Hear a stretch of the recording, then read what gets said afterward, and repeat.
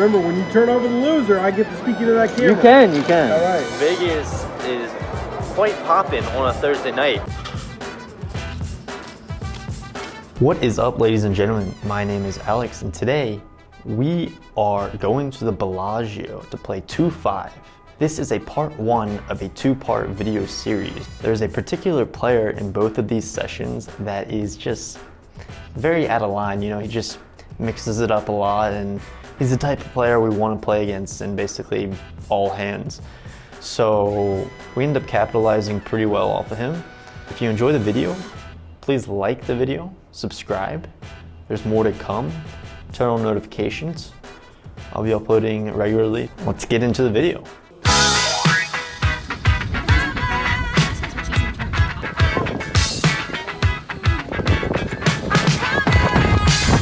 Bellagio, 2-5, poker. Let's get it.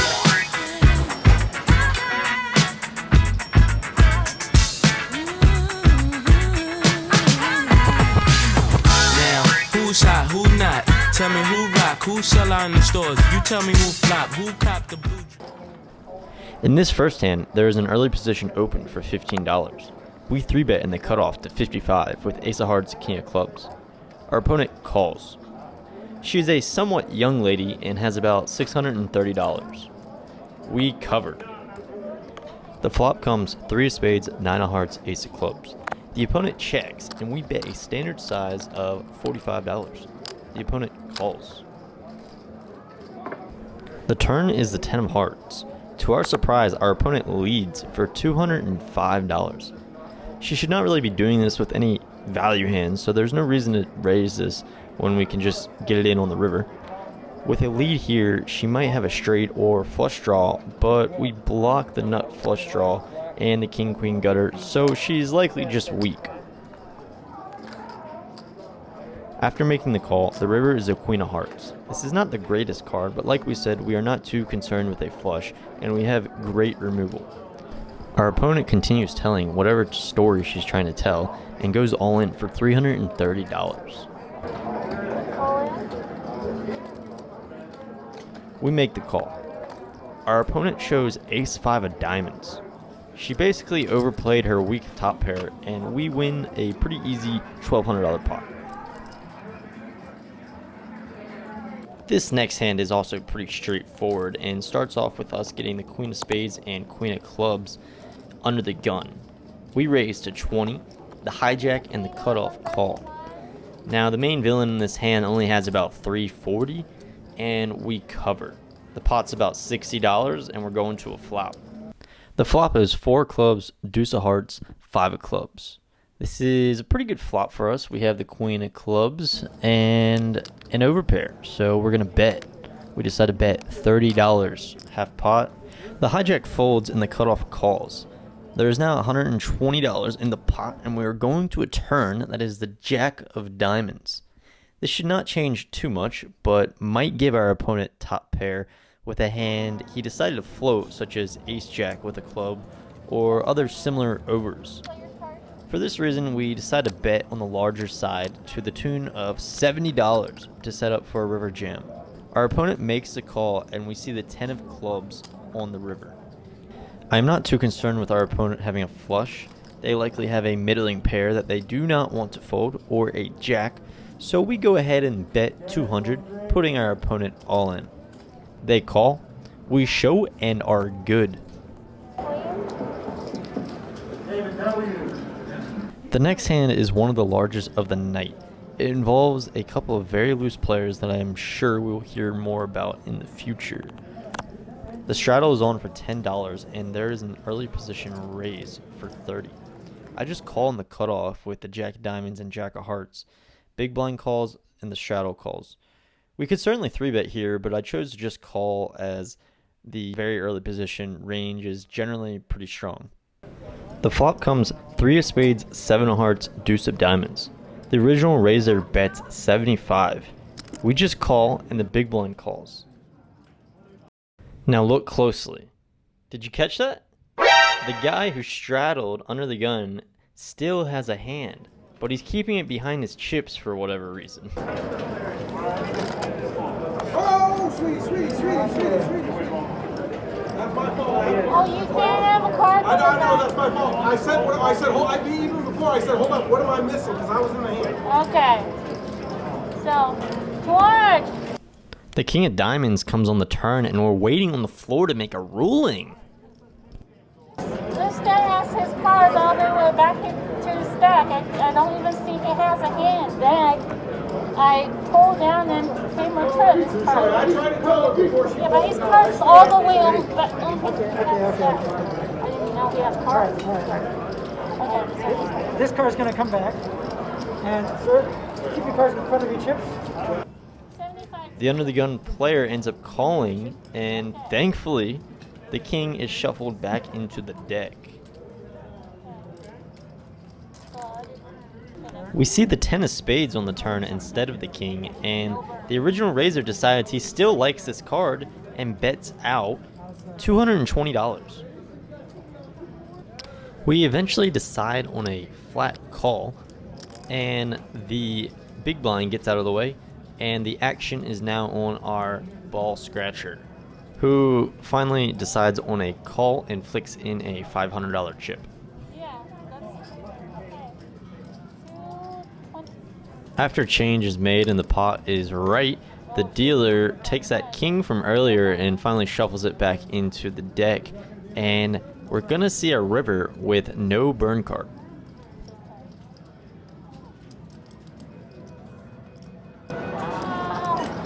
The river is the 8 of clubs, and the action checks around to me. With this pot being multi-way, I think it would be pretty thin to go for value as played. We could be up against a larger overpair, so we are happy to check back. Check. Check? Check. Check. Go down, please. Check. Stay down, please.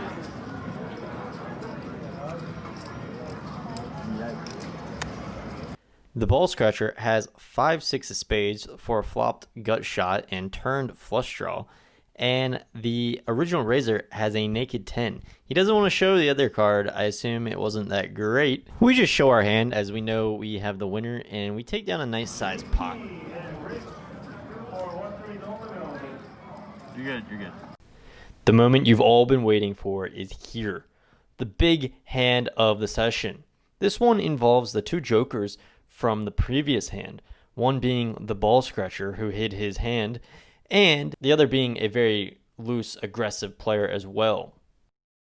This hand starts off with the under the gun +2 player raising to 20. Middle position calls, and we're on the button with ace jack of diamonds, and we decide to 3-bet to 120. We know how these guys play now, and ace jack of diamonds is definitely ahead of both of their range. So they end up both calling.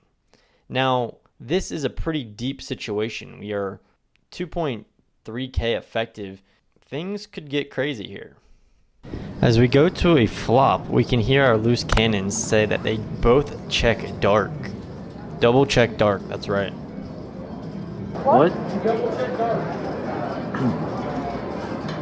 Tell me later, okay? Double check dark.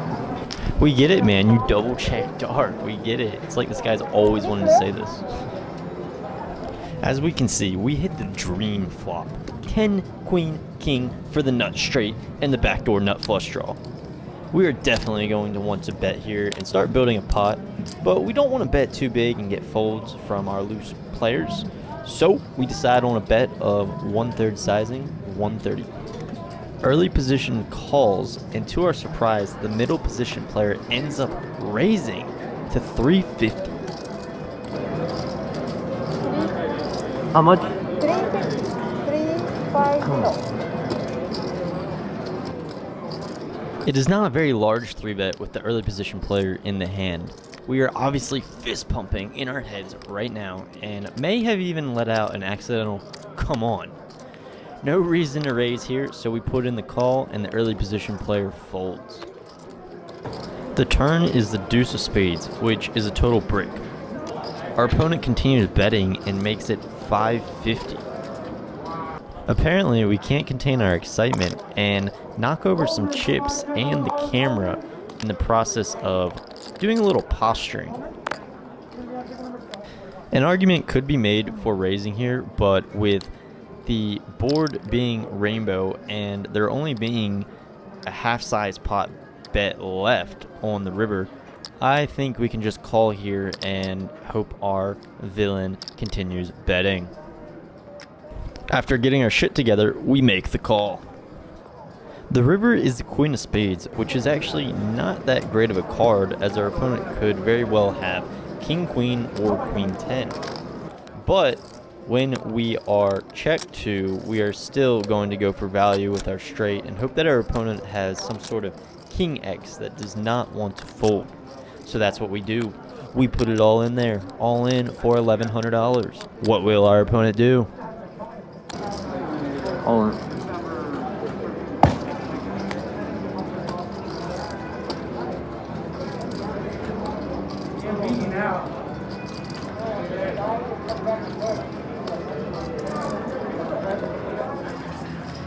Sadly, our opponent folds.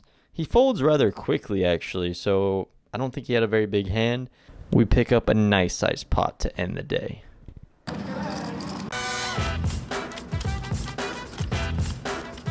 What is up, ladies and gentlemen? We are chilling in the Bellagio Sportsbook. After our session has ended, we're about to head home. We bought in for 1,000 total. 500 was the max, and we rebought once, got stacked once, and ran it up to 4,030. So pretty good night, good cash, 3K cash, and there was definitely a lot of interesting hands. As we can see, Vegas is quite popping on a Thursday night at the Bellagio. COVID does not give a shit about Vegas. Vegas does not give a shit about COVID. Here we are. Subscribe now. It's free. Subscribe now for more poker content. Drop, who jewels got blocks? Who's mostly Dolce down to the two top? The same old pimp, mace, you know ain't nothing changed but my limp. Can't stop.